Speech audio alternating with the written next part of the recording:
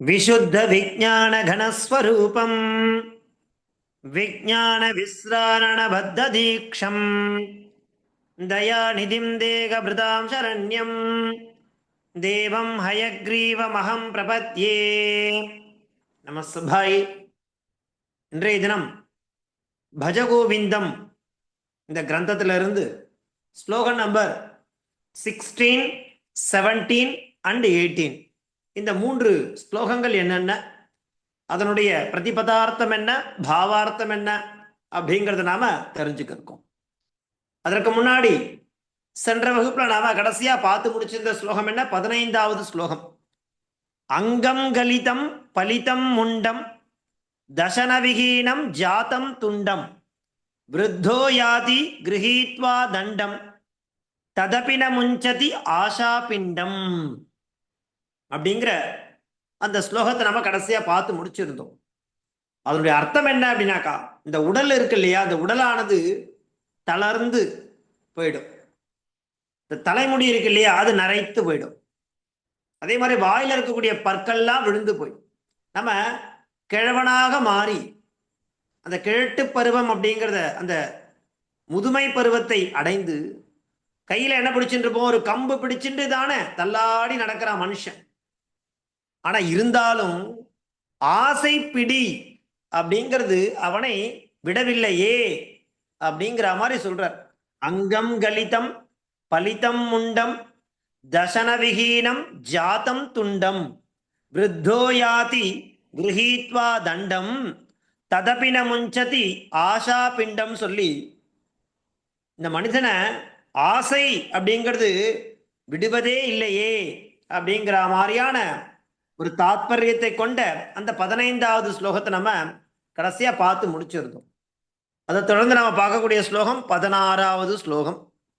அந்த 16வது ஸ்லோகம் என்ன, அதனுடைய பதச்சேதம் என்ன, பிரதிபதார்த்தம் என்ன, பாவார்த்தம் என்ன அப்படிங்கிறது நாம ஒன்னொன்னா பார்க்கலாம். பாருங்க என்ன ஸ்லோகம் அப்படின்னாக்கா, ஸ்லோகம் நம்பர் 16வது ஸ்லோகம். என்ன ஸ்லோகம் அது? அக்ரே வன்னிஹி பிருஷ்டே பானு ராத்ரௌ சுபுக சமர்ப்பித ஜானுஹு கரதல பிக்ஷஸ் தருதல வாசஹ ததபின முஞ்சதி ஆஷாபாஷஹ. அக்ரே வன்னிஹி பிருஷ்டே பானு ராத்ரௌ சுபுக சமர்ப்பித ஜானுஹு கரதல பிக்ஷஹ தருதல வாசஹ ததபின முஞ்சதி ஆஷாபாஷஹ அப்படிங்கிறது இந்த 16வது ஸ்லோகம். நமக்கு நிறைய துன்பங்கள் ஏற்படும். அந்த துன்பங்கள் ஏற்படும் பொழுது நம்ம என்ன உணரணும் அப்படின்னாக்கா, ஆசையை விட்டுறணும் அப்படிங்கிறத அது உணர்த்தும். அந்த துன்பமானது நமக்கு காண்பிச்சு கொடுக்கும். ஆனா துன்பத்திலும் இந்த ஆசை விடுவதில்லை அப்படிங்கிறத இந்த ஸ்லோகம் மூலமா நமக்கு காண்பிச்சு கொடுக்கிறார். மனுஷனுக்கு துன்பம் ஏற்படும். அப்ப அந்த துன்பம் ஏற்படும் போது நம்ம என்ன உணரணும் அப்படின்னாக்கா, ஆசையை விட்டுறணும்னு நினைக்கணும். ஏன்னா ஆசையினாலதான் துன்பம் ஏற்படும். ஆனா துன்பத்திலும் இந்த ஆசை விடுவதில்லை அப்படிங்கிறதாக இந்த ஸ்லோகத்தை நமக்கு காண்பிச்சு கொடுக்கிறார். எப்படி பதச்சேதம்? அக்ரே வன்னிஹி பிருஷ்டே பானுஹு ராத்ரௌ சுபுக சமர்ப்பித ஜானுஹு, ஒரே பதம். கரதல பிக்ஷஹ தருதல வாசஹ தத் அபி ந முஞ்சதி ஆஷாபாஷஹ அப்படிங்கிறது பதச்சேதம். இங்கே என்ன இருக்கு? கிரியாபதம் ந முஞ்சதி, விடுவதில்லையே. அந்த ஆசாபாசம் அப்படிங்கிறது விடுவதில்லையே அப்படிங்கிற மாதிரி சொல்ற. அக்ரே, அக்ரேனா அதாவது தவ முயற்சி செய்யும் ஒருவன், தவத்திற்காக ஒருத்த முயற்சி பண்றான் இல்லையா, அவனோட எதிரில் வன்னிஹி, இந்த நெருப்பு அப்படிங்கிறது இருக்கு இல்லையா, வெப்பம், அது கக்குமா. பின்புறத்துல பிருஷ்டே, பின்னாடி சைடு, அதாவது முன்புறத்துல நெருப்புன்னு சொல்லக்கூடிய வெப்பமானது கக்கும். அக்ரே வன்னிகி. பிரிட்டேனா பின்புறத்துல என்ன இருக்கும்னாக்கா பானுகு, இந்த சூரியன் அப்படிங்கிறது இந்த வெப்பம் அப்படிங்கிற தாக்க, அந்த வெப்பம் அப்படிங்கிற தாக்க உடலை வருத்துக்கிறான். ராத்திரோ, ராத்திரோனா என்ன, இரவு பொழுது. ராத்திரோனா அர்த்தம் இரவில். சுபுக சமர்ப்பித ஜானுகு, இந்த முழங்கால குளிருக்காக இதமா இல்லையா முகத்தை புதைத்து வைத்திருக்கிறான். கரதள பிக்ஷகனா கையில் பிக்ஷை ஏந்துகிறான். கரதள வாசகன அர்த்தம் மரத்தடியில வசிக்கிறான். ததபி அப்படி இருந்தும் இந்த ஆசாபாசம் சொல்லக்கூடிய ஆசையாகிற பாச கயிறு இருக்கு இல்லையா, அது ந முஞ்சதி, அவனை விடுவதில்லை. பாருங்கோ, தன் முன்னாடி தீ இருக்கு, பின்புறம் சூரியனும் எரிகிறார்கள். இரவுல முழங்கால தாடையோட இணைத்து படுக்கிறான். பாத்திரம் கூட இல்லாம கையிலேயே பிச்சை பெறுகிறான். மரத்தடியில தான் தங்குறான். அப்படி இருந்தாலும் அந்த ஆசாபாசம் சொல்லக்கூடிய விஷயமானது அவனை விடுவதில்லையே அப்படிங்கிற மாதிரி சொல்ற இல்லையா. அக்ரே வன்னிகி, முன்னாடி என்ன இருக்குன்னாக்கா தீ, பின்புறம் சூரியன் இருக்கு. ஒருவன் தவம் பண்றான். அப்படி தவம் பண்ணக்கூடிய அவன் பகல்ல அவன் எதிரில் என்ன இருக்கு, தீ இருக்கு. முதுகின் பின்னாடி என்னது, சூரிய வெப்பம் இருக்கு. இரவுல குளிர் தாங்காம என்ன பண்ணான், தன் இந்த முகவா கையின்னு சொல்லுவா இல்லையா, வாய் தாடைக்கு மேல முகவாய இந்த முழங்கால பொத்தி அப்படியே ஒரு மாதிரி மடக்கிண்டு படுப்பா இல்லையா, அந்த குளிர் தாங்க முடியாம அந்த மாதிரி பொத்திக்கிறான். பிச்சை எடுக்கிறதுக்கு கையில பாத்திரம் கூட இல்லாம என்ன பண்றான், கையிலேயே பிச்சை வாங்குறான். குடிசையே கிடையாது, மரத்தடியில் தான் தங்கி இருக்கான். இப்படி இருந்தாலும் அந்த தவ முயற்சி செய்பவனை ஆசை அப்படிங்கிறது விடுறதில்லப்பா அப்படிங்கிற மாதிரி இந்த ஸ்லோகம் மூலமா காண்பிச்சு கொடுக்கிறார். என்ன சொல்றார் அப்படின்னாக்கா, துன்பத்திலும் நமக்கு ஆசை விடுறதில்ல. அக்ரே வன்னிகி பிரிட்டே பானு ராத்திரௌ சுபுக சமர்ப்பித ஜானு. அப்படியே முட்டிய மடக்கி அந்த குளிர் தாங்க முடியாம தன் கையெல்லாம் காதுல அந்த கன்னத்துல வச்சுட்டு மூடின்னு படுத்துன்னு தூங்குவோம். கரதல பிக்ஷா, கைகளால தான் பிச்சை எடுக்கிறதுக்கு பாத்திரம் கூட கிடையாது, கையாலே எடுக்கிறான் இல்லையா.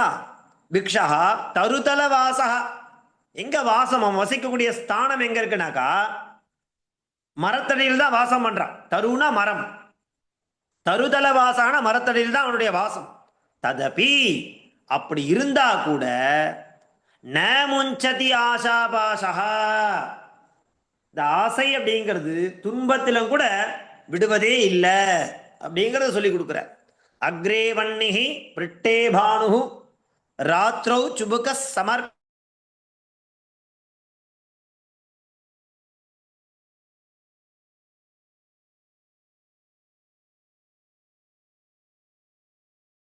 ஆறாவது ஸ்லோகம். அடுத்து நாம தொடர்ந்து பார்க்க போறது ஸ்லோகம் நம்பர் 17. அந்த 17வது ஸ்லோகம் என்ன, அதனுடைய பதச்சேதம் என்ன, பாவார்த்தம் என்ன அப்படிங்கிறத பார்க்கலாம். பாருங்க. குருதே கங்கா சாகர கமனம் விரத பரிபாலனம் அதவா தானம் ஞானவிஹீன சர்வமதேன முக்திம் ந பஜதி ஜென்மசதேன. குருதே கங்கா சாகர கமனம் விரத பரிபாலனம் அதவா தானம் ஞானவிஹீன சர்வமதேன முக்திம் ந பஜதி ஜென்மசதேன. எப்படி இதனுடைய பதச்சேதம் பாருங்கோ.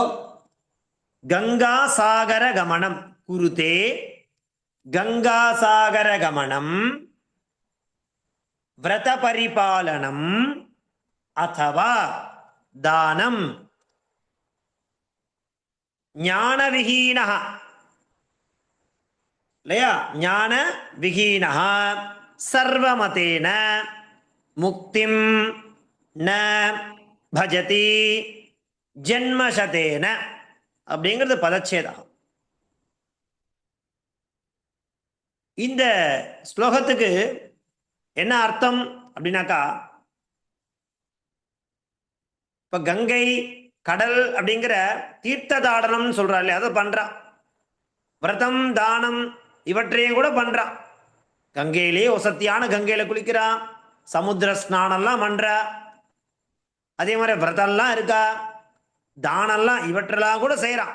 ஆனா எந்த மதத்திலும் ஆழ்ந்து அறிவில்லாதவன் இருக்கான் இல்லையா, அவன் 100 பிறவி எடுத்தும் முக்தி பேரை அடைவதில்லைங்கிற. ஞானம் இல்லைன்னா மோட்சம் இல்லை, அதுதான் சூக்ஷமான அர்த்தம். இந்த ஸ்லோகத்துல ஒரு சொல்லக்கூடிய கருத்து என்ன அப்படின்னாக்கா, ஞானம் அப்படிங்கிறது இல்லைன்னா மோட்சம் இல்லை. ஞானம் இருந்தா மாத்திரம்தான், ஞானத்தை அடைந்தால் மாத்திரம்தான் மோட்சம். நம்ம சொல்லிடலாம் இல்லையா, அதாவது புண்ணிய நதியில குளிச்சா ஸ்நானம் பண்ணா மோட்சம் கிடைக்கும், அந்த விரதம் இருந்தா மோட்சம் கிடைக்கும், இவ்வளோ தான தர்மங்கள் பண்ணா மோட்சம் கிடைக்கும். இப்படி எவ்வளோ ஒரு மதத்திலையும் ஒரு விதமான ஆழ்ந்த விஷயங்களை சொல்றா. இப்படி பண்ணா அது நடக்கும், அப்படி பண்ணா அது நடக்கும் அப்படிங்கிற மாதிரி அந்த விஷயங்கள்லாம் பண்ணிட்டே வந்தா கூட எப்படி 100 பிறவி எடுத்தா கூட சரி, முக்தியை அடைய முடியாதுப்பா. எப்ப முக்தியை அடைய முடியும் அப்படின்னாக்கா, ஞானம் அப்படிங்கிற விஷயத்தை தெரிந்து கொள்ளாத வரையில் அவனுக்கு மோட்சம் கிடையாது. அவன் 100 பிறவி கூட எடுக்கட்டும், மோட்சம் அடைய முடியாது இல்லையா. கங்கையில குளிச்சா மோட்சம் கிடைச்சிடும், சமுத்திர ஸ்நானம் பண்ணா மோட்சம், தீர்த்த தாடனம் பண்ணா மோட்சம் கிடைக்கணும், அதை பண்றான். விரதம் இருந்தா, இந்த விரதம் இருந்தா அது மோட்சம் கிடைக்கும், இந்த தானங்களை பண்ணா அந்த மோட்சம் கிடைக்கும், இவற்றையும் கூட செய்யறான். ஆனா எந்த மதத்திலும் ஆழ்ந்த அறிவில்லாதவன், அது எந்த மதமான இருக்கட்டும், சுவாமி சொல்லும் போதே அவருக்கு ஷண்மத ஸ்தாபகர் தான் பேரு. 6 மதங்களை ஸ்தாபிச்சு கொடுத்தாருன்னு முதலே நம்ம அவருடைய அந்த அவதாரிகை பார்க்கும் பொழுதே அதெல்லாம் காண்பிச்சு கொடுத்திருந்தோம். அப்படி அதுல ஆழ்ந்த அறிவு என்ன பாருங்க, அறிவுன்னு மாத்திரம் சொல்லாம, ஞானம் மாத்திரம் சொல்லாம ஆழ்ந்த அறிவுன்னு சொல்ற. சிந்தனை ஏற்கனவே சொல்லிட்டார், நீ எதை பத்தி சிந்தனை பண்ணமோ அதை பத்தி சிந்தனை பண்ணுப்பா. நீ பண்ணக்கூடாத விஷயத்தான் சிந்தனை பண்ணிட்டு இருக்கிறதுல பிரயோஜனமே இல்லை இல்லையா. மோக்ஷோபயமான அந்த தத்துவத்தை நீ சிந்தனை பண்ணு, அந்த பரம்பொருளை நீ சிந்தனை பண்ணு. அப்படி அந்த பரம்பொருளை நீ சிந்தனை பண்ணி பிடிச்சிட்டீன்னா சுலபமா மோட்சம் கிடைக்கும். அதை விட்டுட்டு நான் ஸ்நானம் பண்றேன், நான் தீர்த்தாடனம் பண்றேன், அந்த க்ஷேத்திரத்துக்கு போறேன், இந்த க்ஷேத்திரத்துக்கு போறேன், இவ்வளோ விரதத்தை இருக்கேன், கடுமையான தவம் பண்றேன், நிறைய தான தர்மங்கள்லாம் பண்றேன், இவற்றையெல்லாம் கூட செய்யறான். ஆனா அப்பேற்பட்டவாளுக்கு என்ன இருக்காரு, எந்த மதத்திலுமே ஆழ்ந்து அறிவில்லாதவன் அப்படி ஒரு நபர் இருந்தா அவன் 100 பிறவி எடுத்தும் முக்தி பேரை அடைவதில்லை அப்படிங்கிறதாக இந்த ஸ்லோகம் மூலமா சொல்ற. கங்காசாகர கமனம், ஒருவன் கங்கைக்கும் கடலுக்கும் ஸ்நானம் செய்வதற்காக செல்வதையாவது என்ன பண்றான், விரத பரிபாலனம், விரதம் ஏற்பதையாவது அத்தவா அல்லது தானம், தானத்தையாவது குருதே செய்கிறான், பண்றான்.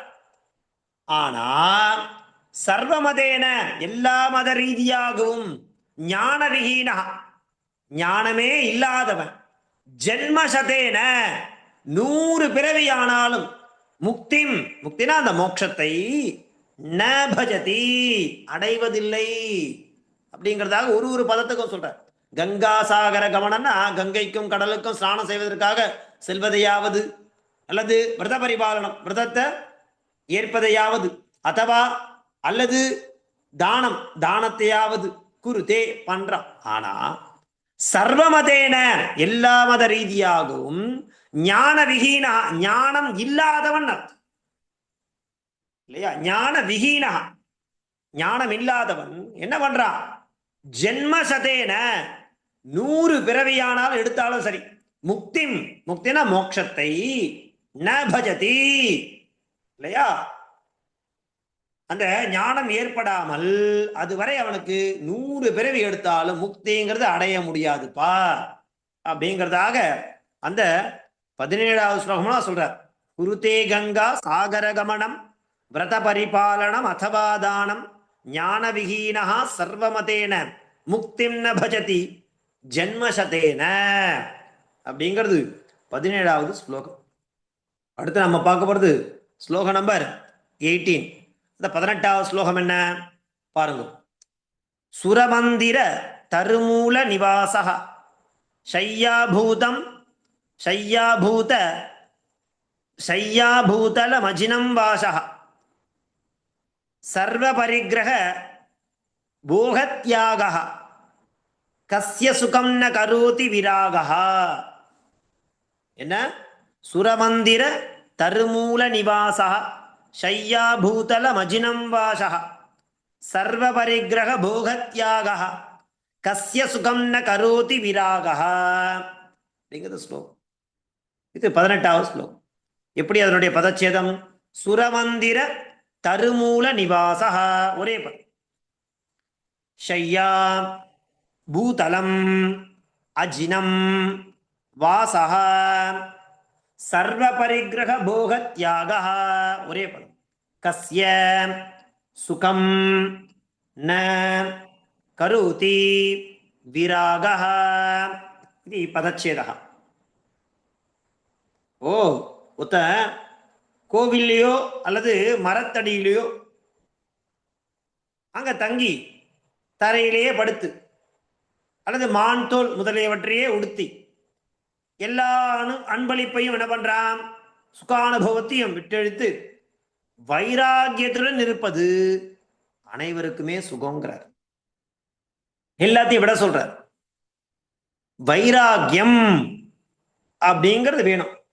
இந்த ஸ்லோகம் மூலமா நமக்கு என்ன சொல்றாரு அப்படின்னாக்கா, வைராகியமே சுகம். எது சுகத்தை கொடுக்கக்கூடியது அப்படின்னாக்கா வைராகியம். அந்த வைராகியம் எப்பேற்பட்ட வைராகியமா இருக்கணும்? சுரமந்திர தருமூல நிவாசக. நம்ம கோவில்லையும் சரி மரத்தடியிலையும் வாசம், கோவில்லையோ அல்லது மரத்தடியிலையோ, அதுதான் சுரமந்திர தருமூல நிவாசக. பூதலம், பூதலம்னா தரை. அந்த தரை ஷய்யா, ஷய்யானா படுக்கிறது, சயனம். பூதலே, பூதலத்துல என்னது? ஷய்யா, படுக்கை. பூதலே ஷய்யா. தென் அஜினம், தோல் இருக்கு இல்லையா? தோல் என்னது? மான் தோல். அது அணியர். வாசகா, அது ஆடையா என்ன பண்றது? உடுத்திக்கிறது. சர்வ பரிகிரக போகத்யாகா, எல்லா விதமான உடைமை பொருட்கள்லாம் இருக்கு இல்லையா? அத அனுபவிக்காமல துறப்பது தியாகா. துறப்பது, தியாகம்னா என்னது? துறப்பது அர்த்தம். எதை? சர்வ பரிகிரக போகத்யாகா, எல்லா விதமான உடைமை பொருட்களையும் அனுபவிக்காமல் துறப்பது என்ற இந்த விராகா. விராகன் என வைராகியம். அது கஸ்ய, கஸ்யன எவனுக்குத்தான் சுகம், சுகத்தை செய்வதில்லை. ந கரோதி. அப்பா கோவில்லையோ மரத்தடியிலையோ வாசம், தரை மீது படுக்க, தோல் தான் உட, எல்லா இன்பங்களையும் எல்லா பற்றுக்களையும் துறந்துவிடும் வைராகியம் முதலியவை எவனுக்குத்தான் சுகம் அளிக்காது. அதுதான் பரம சுகம் அளிக்குங்கிற. எவனொருவன் வைராகியத்தோட இருக்கானோ அவனுக்குத்தான் பரம சௌக்கியம் பரம சுகம் அப்படிங்கிறது கொடுக்கும். யாருக்கு? யார் வைராகியத்தோட இருக்கானோ அவனுக்கு. எல்லாருக்கும் கிடையாது. இந்த சுகம் சௌக்கியம் பரம சுகம்ன்றது யாருக்கு கிடைக்கும் அப்படின்னாக்கா, வைராகியத்தோட இருக்கா பாருங்க. வைராகியமே சுகம் அப்படிங்கிறத இந்த ஸ்லோகம் மூலமா நமக்கு காண்பிச்சு கொடுக்கிறார். சுரமந்திர தருமூல நிவாசா ஷய்யாபூதல மஜினம் வாசா சர்வ பரிகிரக போகத்யாகா கஸ்ய சுகம் ந கரோதி விராகா. விராகா இல்லையா? இந்த விராகம் அப்படின்னா வைராகியம் அர்த்தம். விராகம் நாம வைராகியம். அந்த வைராகியம்ன்ற ஒரு விஷயம் எவனிடத்துல இருக்கோ அவனுக்கு நிச்சயமாக சுகம் உண்டுங்கிற இல்லையா? வைராகியத்தோட இருக்கவா என்ன பண்ணுவா அப்படின்னாக்கா சுகமா இருப்பா அப்படிங்கிறத இந்த ஸ்லோகம் மூலமா நமக்கு காண்பிச்சு கொடுக்கிற. சுரமந்திர தருமூல நிவாசா ஷய்யாபூதலம் அஜினம் வாசா சர்வ பரிகிரக போகத்யாகா கஸ்ய சுகம் ந கரோதி விராகா. விராகா கஸ்ய சுகம் ந கரோதி, யாருக்கு தான் சுகத்தை உண்டு பண்ணாது. அதனால வாழ்க்கையில வைராகியத்தோட இருக்கணும் அப்படிங்கிறது நமக்கு இந்த ஸ்லோகம் மூலமா காண்பிச்சு கொடுக்குற. இப்படி ஒவ்வொரு ஸ்லோகமா ஒன்னொன்னு. இன்னைக்கு தினம் அவத்துல 3 விதமான ஸ்லோகங்கள். 16வது ஸ்லோகத்தை துன்பத்திலும் ஆசையே விடுறதில்லை நமக்கு அப்படிங்கிறத நினைவூட்டுறார். அடுத்தது ஞானம் இல்லையே மோட்சம் இல்லை அப்படிங்கிறத 17வது ஸ்லோகத்தை சொல்லித்தரார். இந்த 18வது ஸ்லோகத்துல வைராகியமே சுகம். இப்படியாக நாம இன்றைய தினம் 3 ஸ்லோகங்களை தெரிஞ்சிடும். ஸ்லோகம் நம்பர் 16 என்ன? அக்ரேவன்னிஹி பிருட்டே பானு ராத்ரௌ சுபுக சமர்ப்பித ஜானு கரதல பிக்ஷா தருதலவாசः ததபி ந முஞ்சதி ஆசாபாசः. அக்ரேவன்னிஹி பிருட்டே பானு ராத்ரௌ சுபுக சமர்ப்பித ஜானு கரதல பிக்ஷா தருதலவாசः ததபி ந முஞ்சதி ஆசாபாசः அப்படிங்கிறது 16வது ஸ்லோகம். அதன் மூலமா என்ன சொல்றார்? துன்பத்திலும் ஆசை விடுவதில்லை அப்படிங்கிறத காண்பிச்சு கொடுத்தார். அதற்கு அடுத்தபடியாக ஸ்லோகம் நம்பர் 17. அது என்ன ஸ்லோகம்? குருதே கங்கா சாகர கமனம் விரத பரிபாலனம் அசவாதானம் ஞானவிஹீன சர்வமதேன முக்திம் ந பஜதி ஜென்மசதேன. குருதே கங்கா சாகர கமனம் விரத பரிபாலனம் அசவாதானம் ஞானவிஹீன சர்வமதேன முக்திம் ந பஜதி ஜென்மசதேன. திருமணமா என்ன சொல்றார்? ஞானமில்லையே மோட்சமில்லை அப்படிங்கிறத திருடமா காண்பிச்சு கொடுக்கிறார். அதற்கு அடுத்தபடியா ஸ்லோகம் நம்பர் 18. அது என்ன ஸ்லோகம்? சுரமந்திர தருமூல நிவாசா ஷய்யா பூதல மஜினம் வாசா சர்வ பரிகிரக போகத்யாகா கஸ்ய சுகம் ந கரோதி விராகா. வைராகியமே சுகம் அப்படிங்கிறத இந்த ஸ்லோகம் மூலமா காண்பிச்சு கொடுக்கிறார். ஸ்லோகம் என்ன? சுரமந்திர தருமூல நிவாசா ஷய்யா பூதல மஜினம் வாசா சர்வ பரிகிரக போகத்யாகா கஸ்ய சுகம் ந கரோதி விராகா. எளிமையான ஸ்லோகம் தான். ஸ்லோகம் பாருங்க, பார்க்கறதுக்கு ரொம்ப சுலபமா படிக்கக்கூடிய, படிச்சா சுலபமா அர்த்தம் புரியக்கூடிய பத பிரயோகங்கள்ல இந்த ஸ்லோகத்தை நமக்கு லகுவா கொடுக்கிறார் இல்லையா? எளிமையா இருக்கு. ஆனா அர்த்தம் பார்த்தேன்னா அவ்வளோ சூக்ஷ்மமான தாத்பரியமான வேதார்த்த சாரம் சொல்லுவாளே, அந்த வேதத்தினுடைய சாரம், வேதாந்தத்தினுடைய சாரமாக இருக்கக்கூடிய அற்புதமான விஷயங்களை, சூக்ஷ்மமான விஷயங்களை அழகா காண்பிச்சு கொடுக்கிற 3 ஸ்லோகம் இல்லையா? இன்றைய தினம் நாம தெரிஞ்சிட்டது 3 ஸ்லோகம் தெரிஞ்சிடும். துன்பத்திலும் ஆசை விடுவதில்லை, ஞானம் இல்லையே மோட்சம் இல்லை, வைராகியமே சுகம் அப்படிங்கிற இந்த 3 அற்புதமான விஷயம் இந்த 3 ஸ்லோகம் மூலமா இன்றைய தினம் நாம தெரிஞ்சிடும். இதற்கு அடுத்தபடியா இருக்கக்கூடிய ஸ்லோகங்கள் என்னென்ன, அதனுடைய அர்த்தம் என்னென்ன அப்படிங்கிறத அடுத்து வரக்கூடிய சனிக்கிழமை அன்னைக்கு 8 மணிக்கு கிளாஸ். வியாழக்கிழமை தான் 8:30 to 9:30 மாதிரி வச்சுட்டு இருக்கோம். சாட்டர்டே மட்டும் 8 to 8:30 அப்படிங்கிறத மறக்க வேண்டாம். ஸோ இப்போ வரா மாதிரி எல்லாரும் வந்து இந்த கிளாஸ்ல அன்வழிச்சு இந்த அற்புதமான பஜகோவிந்தம் அப்படிங்கிற ஆதிசங்கருடைய கிருதியை நாம அனுபவிக்கணும் அப்படிங்கிறதாக பிரார்த்திச்சுட்டு அடியேன் இன்றைய தினத்திற்கான அவகாசம் ஆயிடுத்து. தாசம் தன்யவாதா.